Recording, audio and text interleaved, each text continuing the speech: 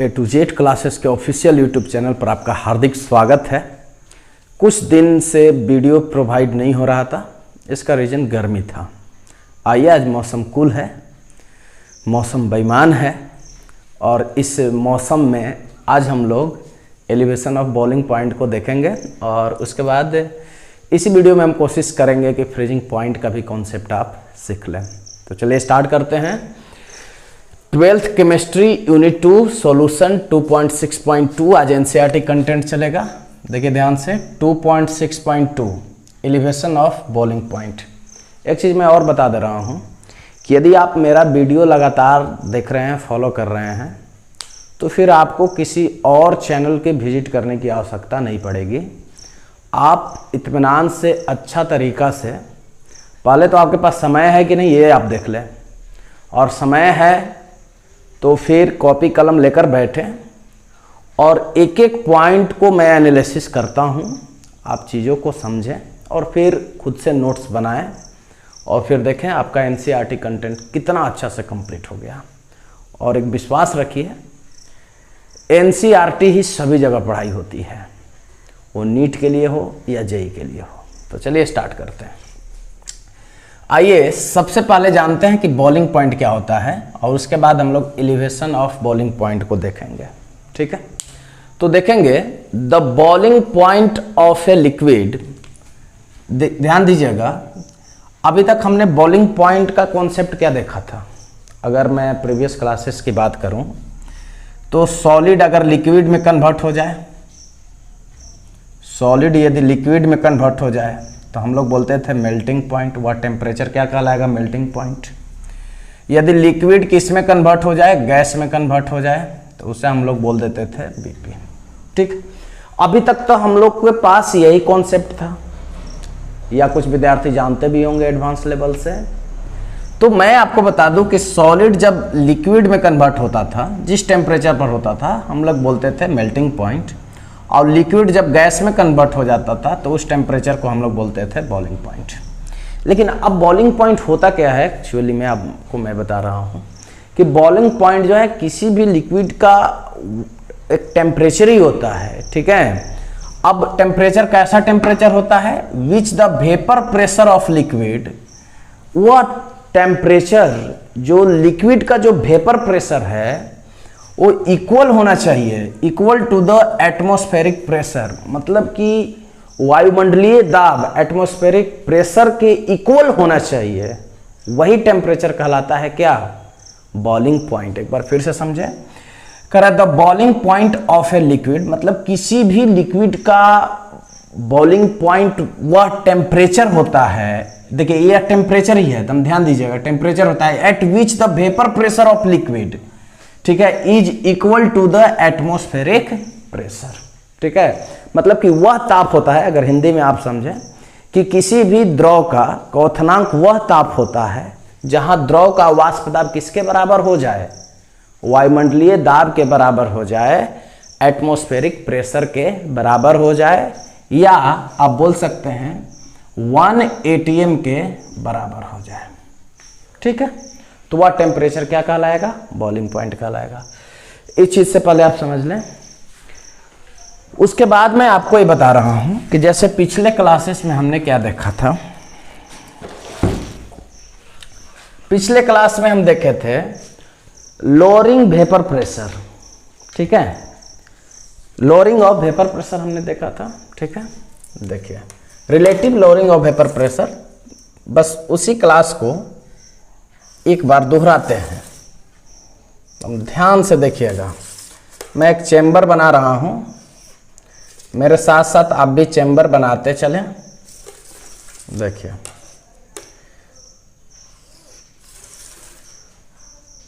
दूसरा चेंबर,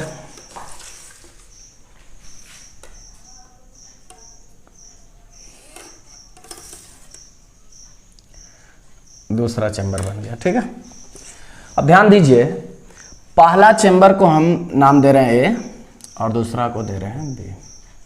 ये जो सॉल्यूशन हम तैयार कर रहे हैं, चलो देख लो ध्यान से, यहाँ जो सॉल्यूशन तैयार कर रहे हैं और यहाँ जो सॉल्यूशन तैयार कर रहे हैं, देखिए यहां जो हम सॉल्यूशन तैयार कर रहे हैं, ये सॉल्यूशन किस टाइप का है मैं लिखते चलूं थोड़ा। ये सॉल्यूशन है वनली सॉल्वेंट, वनली सॉल्वेंट या आप प्योर सॉल्वेंट बोल सकते हैं, ठीक है। वनली सॉल्वेंट या प्योर सॉल्वेंट का हमने एक चैम्बर बनाया, इसमें किसी प्रकार का सॉल्यूट का इस्तेमाल हमने नहीं किया है। अच्छा, सॉल्वेंट भी किस टाइप का है, तो वोलाटाइल है, वोलाटाइल, इस चीज को भी आपको जानना है। अच्छा, उसके बाद हमने चैम्बर बी बनाया है यहाँ पर। तो चैम्बर बी में हम जो सॉल्यूशन बना रहे हैं, इसमें हमने सॉल्वेंट का भी प्रयोग किया है, सॉल्वेंट को हमने वोलाटाइल रखा है, ठीक है, जो वेपर में कन्वर्ट हो जाए, ठीक है, वेपराइज हो जाए।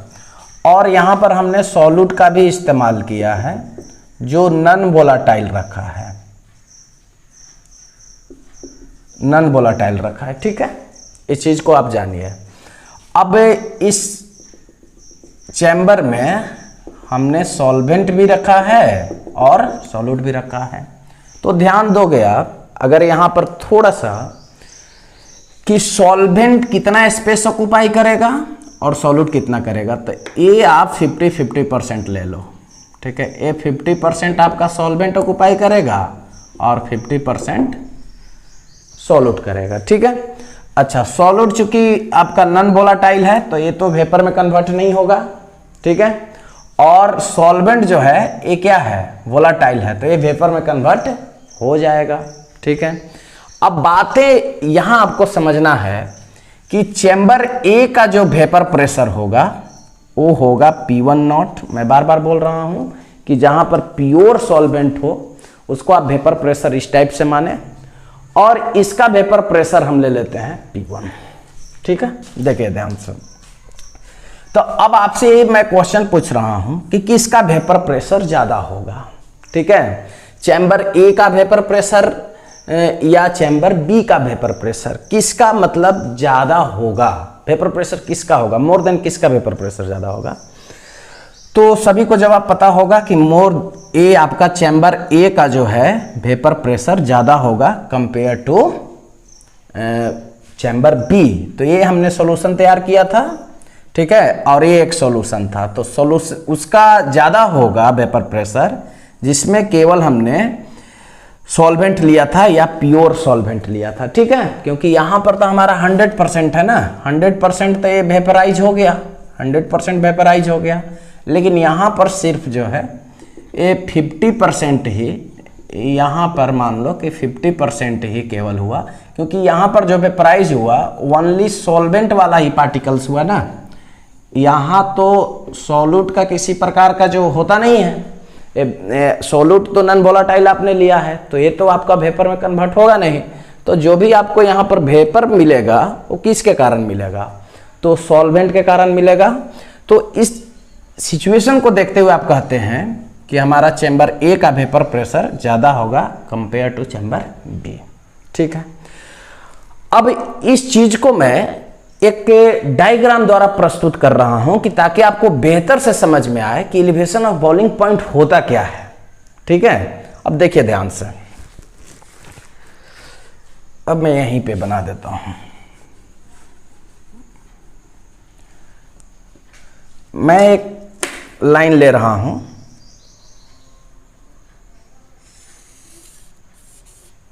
ध्यान से देखिएगा। एक हमने लाइन ले लिया, इस लाइन को हमने दिया एटमॉस्फेरिक, एटमॉस्फेरिक प्रेशर,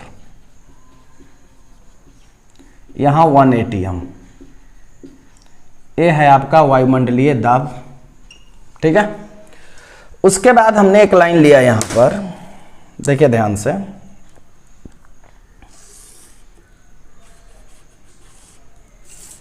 यहां हमने लाइन लिया वेपर प्रेशर ऑफ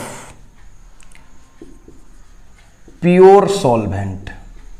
देखो ध्यान से, vapour pressure of pure solvent, मतलब चैम्बर ए का हमने यहाँ पर काम किया, और चूंकि चैम्बर बी का जब आप सॉल्यूशन तैयार कर रहे हैं सॉल्वेंट, और यही सॉल्वेंट जब इस अवस्था में आ रहा है, सॉल्यूशन की अवस्था में जब आ रहा है, तो इसका वेपर प्रेशर कम हो जा रहा है। तो कम हो जा रहा है इसका मतलब उसको आप नीचे दिखाइएगा, ठीक है। तो अब हम क्या करेंगे कि इसको नीचे दिखाएंगे, ठीक है। देखिए इसको नीचे दिखा दिया,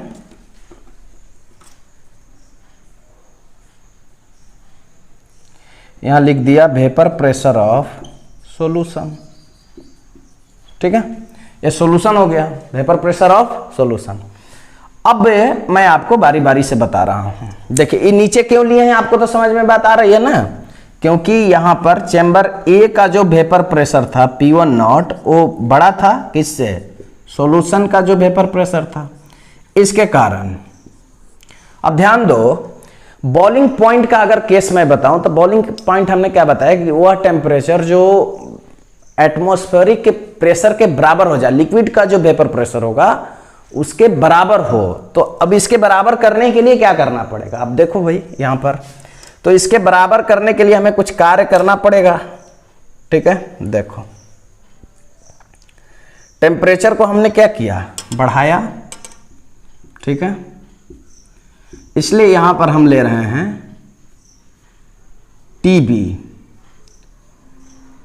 टीबी नॉट ले रहे हैं।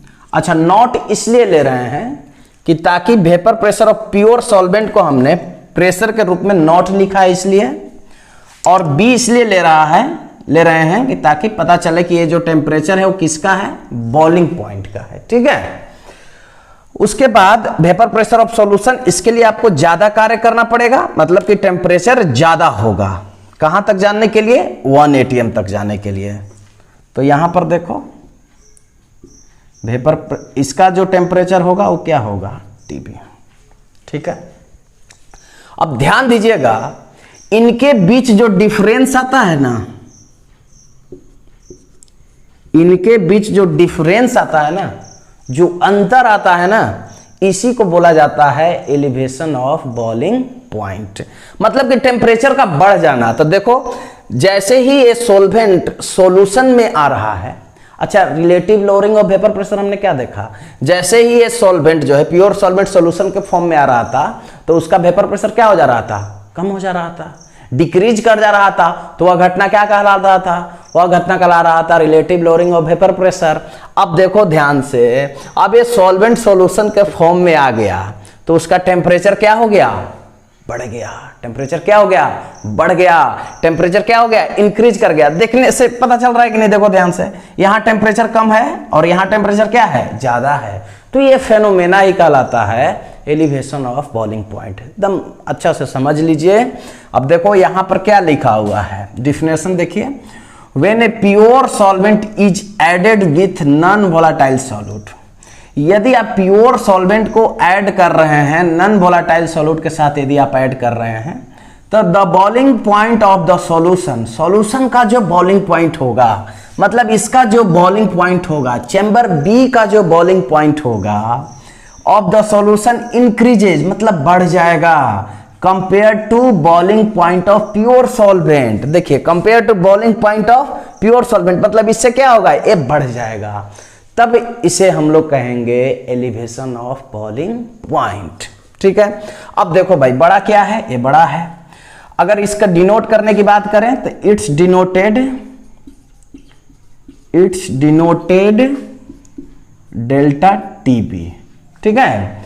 अब उसके बाद देखें तो बड़ा कौन हुआ, तो बड़ा ये हुआ, तो हम लोग यहां पर लिख सकते हैं कि delta TB equal to TB minus T naught B, या एक फॉर्मूला ये बनता है। और उसके बाद ये भी आप बता सकते हैं, कहीं कहीं पे एमसीक्यू मल्टीपल चॉइस क्वेश्चन में भी एक आ सकता है कि कौन बड़ा होगा, तो T be greater than T naught B. अच्छा ये टी बी क्या है, तो यह है बॉइलिंग पॉइंट किसका, सॉल्यूशन का है, ठीक है। जब सॉल्वेंट सॉल्यूशन के फॉर्म में आया तो उसका टेम्परेचर क्या हो गया, बढ़ गया। टेम्परेचर क्या हुआ, बढ़ गया। तो उसका बॉइलिंग पॉइंट यहाँ पर ले जाना है ना, ठीक है, तो टेम्परेचर तो बढ़ेगा ही। देखो यहाँ से यहाँ तक जाना है तो टेम्परेचर बढ़ेगा, इतना ही था तो कम होगा। तो ऐसे भी आप दिखा सकते हैं। आइए अब बात करते हैं कि इस सॉल्यूशन में आप इम्पोर्टेंस किसको ज़्यादा देते हैं। तो भाई इम्पोर्टेंस तो मैं बार बार बोल रहा हूँ कि इम्पोर्टेंस किसको देना है भाई, तो सॉल्वेंट को देना है। तो सॉल्यूट को यहाँ पर न के बराबर में लिया जाता है, मतलब कि नेग्लिजिबल करके आप चलते हैं, क्योंकि ये तो वेपर में कन्वर्ट नहीं होता है। तो ऐसा एक्सपेरिमेंट के दृष्टिकोण से देखा गया कि जो डेल्टा टीबी होता है, जो एलिवेशन ऑफ बॉइलिंग पॉइंट जो होता है, वो सॉल्यूशन के कंसंट्रेशन के प्रोपोर्शनल होता है। अब सॉल्यूशन का जो कंसंट्रेशन है अभी तक हमने मोल फ्रैक्शन से इंडिकेट किया, लेकिन अब यहां हम कंसंट्रेशन को या तो सीएम से हम लोग करेंगे डिनोट, या कंसंट्रेशन को, देखो एम यहां पर आ गया ना, स्मॉल एम, तो अब एक कंसंट्रेशन टर्म को हम मोलालिटी से व्यक्त करेंगे। ठीक है, मोलालिटी याद रखेंगे। किससे रिप्रेजेंट करेंगे अब हम लोग, कंसंट्रेशन टर्म को मोलालिटी से करेंगे। तो ध्यान देंगे, अब मैं थोड़ा थोड़ा एडिट कर रहा हूं ऊपर से, देखिए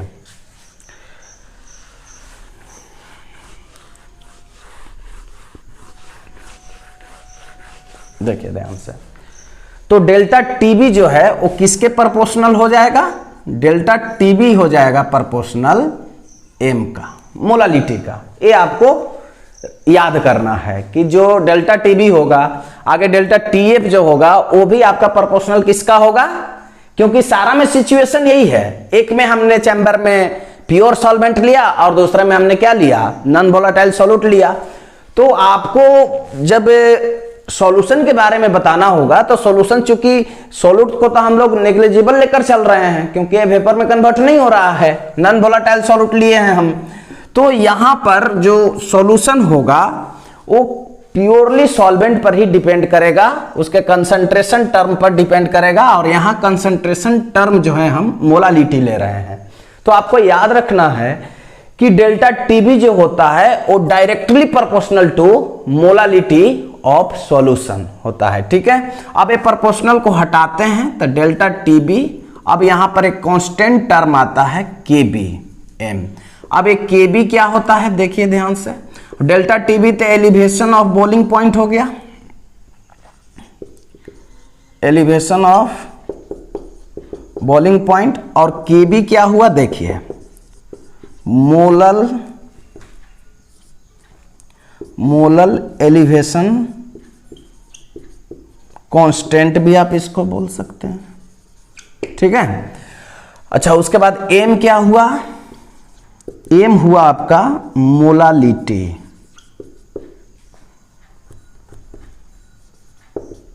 अच्छा एक चीज और बता दें, मोलालिटी और मोलारिटी, मोलालिटी का मतलब कि पर 1000 ग्राम याद रखेंगे, या 1 kg सॉल्वेंट याद रखेंगे, और वहां पर क्या था, पर 1 लीटर सॉल्यूशन था, और यहां पर सॉल्वेंट के बारे में चर्चा होती है, इसलिए हमने मोलालिटी टर्म का इस्तेमाल किया है। तो अब थोड़ा सा पिछले क्लास में मैं जाकर आपको बता दूं कि हम सॉल्यूशन में अगर इम्पोर्टेंस के दृष्टिकोण से देखे थे तो W2 जो है हम सॉल्यूट के लिए लिए थे, और W1 किसके वेट के लिए लिए थे, तो सॉल्वेंट के लिए लिए थे। ठीक है, तो मोलालिटी का फॉर्मूला क्या होता है ये भी मैं आपको बताते चलूं। तो मोलालिटी का फॉर्मूला हमने देखा था कि WB/MB इंटू WA ग्राम, और ऊपर में 1000 से मल्टीप्लाई करते हैं, ये हमारा मोलालिटी का फॉर्मूला हुआ। लेकिन इन दिस केस में अभी तक हमने जो एक्सप्रेशन आपको बता रखा है तो उसमें हमने बताया है कि W1 और W2 के रूप में आप लें, तो यहां पर भी हम वही लेने वाले हैं। अब इसको मैं थोड़ा सा डिलीट कर देना हूं, देखिए। तो सबसे पहले यहां पर डेल्टा टीबी, केबी तो लिख दो आप, उसके बाद एम, तो WB, तो बी किसके लिए हमने वहां पर रखा था, जब कंसंट्रेशन टर्म ऑफ सॉल्यूशन जब हम लोग पढ़ रहे थे तो सॉल्यूट के लिए रखे थे, और यहां सॉल्यूट का वेट किसके लिए रखे हैं, 2, 1000 लिख देंगे। उसके बाद नीचे आता है MB आता है, MB, तो M2,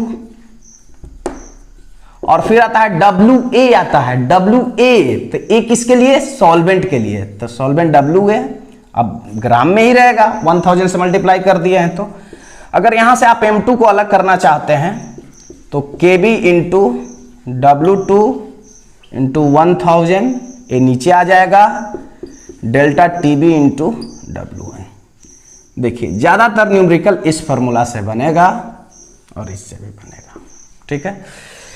तो ये रहा हमारा डेल्टा TB का फॉर्मूला। तो आपको बस याद रखना है कि डेल्टा TB जो है सॉल्यूशन के मोलालिटी के डायरेक्टली प्रोपोर्शनल होता है, और KB क्या होता है? ये आपका मोलल एलिवेशन कांस्टेंट होता है, ठीक है। अब कांस्टेंट का अलग अलग वैल्यू होता है, NCERT टेबल में आप देख सकते हैं, वैल्यू दिया गया है। अब हम लोग देखेंगे कि एलिवेशन ऑफ बॉइलिंग पॉइंट का ग्राफ क्या होता है, ठीक है। तो चलिए पहले इतना का स्क्रीनशॉट लीजिए, नोट्स कीजिए, और देखिए ग्राफ। ये देखते हैं ग्राफ, तो यहां लिख दें ग्राफ, किसका ग्राफ?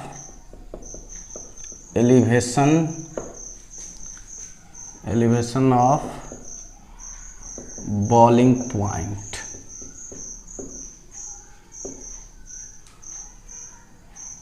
देखिए ध्यान से, तो सबसे पहले मेरे साथ करते रहेंगे। तो इधर लिख लो भाई वेपर प्रेशर, और इधर टेम्परेचर रहेगा, इधर लिख दो टेम्परेचर, ठीक है।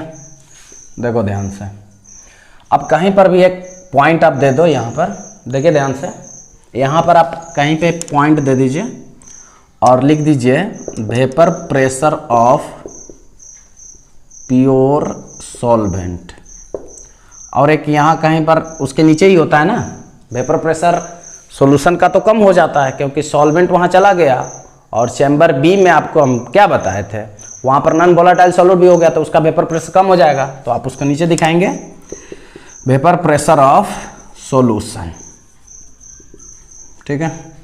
अब ऊपर में आपको एटमॉस्फेरिक प्रेशर ले लेना है कि एक लाइन है और एक लाइन है, और यहां है आपका 1 atm, ठीक है। छोटा ये लिखिए 1 atm है, एटमॉस्फेरिक प्रेशर है। तो अब देखो यहां से पहले आप ले जाएंगे 1 atm के बराबर करने के लिए, कहीं पर भी एक पॉइंट डालिए, यहीं पर चलो डाल दिया, ठीक है, इसके सामने था, और फिर एक आप यहां से ले जाएंगे, देखिए ध्यान से। तो इसको ले जाने में यहां से ज्यादा टेम्परेचर लगेगा, तो पहले यहां दिखाएंगे टेम्परेचर, देखो दिखा दिए सीधे। तो इसके लिए टेम्परेचर क्या होगा? तो इसके लिए टेम्परेचर होगा T0B, ठीक है, और इसके लिए टेम्परेचर क्या होगा? इसको थोड़ा सा आगे बढ़ा दें आप, इसके लिए टेम्परेचर होगा TB, ठीक है। अब इन दोनों के बीच जो डिफरेंस देख रहे हैं आप ना, इन दोनों के बीच जो डिफरेंस आ रहा है, इसी को बोलते हैं क्या? Delta TB, elevation of PP, ठीक है। तो ये रहा आपका ग्राफ। तो यहाँ आप सॉल्यूशन A भी ले सकते हैं, ठीक है, सॉल्यूशन A, और यहाँ सॉल्यूशन B, अलग अलग नामकरण भी आप दे सकते हैं। यदि A पॉइंट इसको ले लिए तो इसको B ले लीजिए, इसको C ले लिए तो इसको D ले लिए। तो कुछ नहीं करना है, मैं भी पॉइंट ले रहा हूँ, P ले लिया, यहाँ पर Q, यहाँ पर R ले लिया, और यहाँ पर S। तो ये आपको ग्राफ है, ऐसे दिखाना है कि जैसे ही ए प्योर सॉल्वेंट सॉल्यूशन के टर्म में आता है तो उसका टेम्परेचर क्या होता है? बढ़ जाता है। तो ये जो डिफरेंस आप देखते हैं, इसी डिफरेंस को कहा जाता है elevation of boiling point. Next आपका जो टाइटल है वो है 2.6.3 डिप्रेशन ऑफ फ्रीजिंग पॉइंट। तो इसकी चर्चा हम करेंगे नेक्स्ट वीडियो में। तो आज का बस सिर्फ यही टाइटल था 2.6.2। चूंकि वीडियो ज़्यादा लंबा हो जाएगा इसलिए मैं अभी वीडियो को समाप्त कर रहा हूं। बने रहिए चैनल के साथ। अच्छा लग रहा है तो वीडियो को लाइक कीजिए। किसी प्रकार का डाउट है तो मुझे कमेंट में बताइए। कमेंट नहीं कर सकते हैं तो फिर मुझे व्हाट्सएप पर बताइए। व्हाट्सएप नहीं कर सकते हैं तो मुझे कॉल करके पूछिए, लेकिन डाउट आपका नहीं रहना चाहिए। आज के वीडियो में हमने देखा एलिवेशन ऑफ बॉलिंग पॉइंट। इसमें हमने देखा सबसे पहले बॉलिंग पॉइंट और उसके बाद देखा हमने elevation of bowling point with diagram with graph के साथ।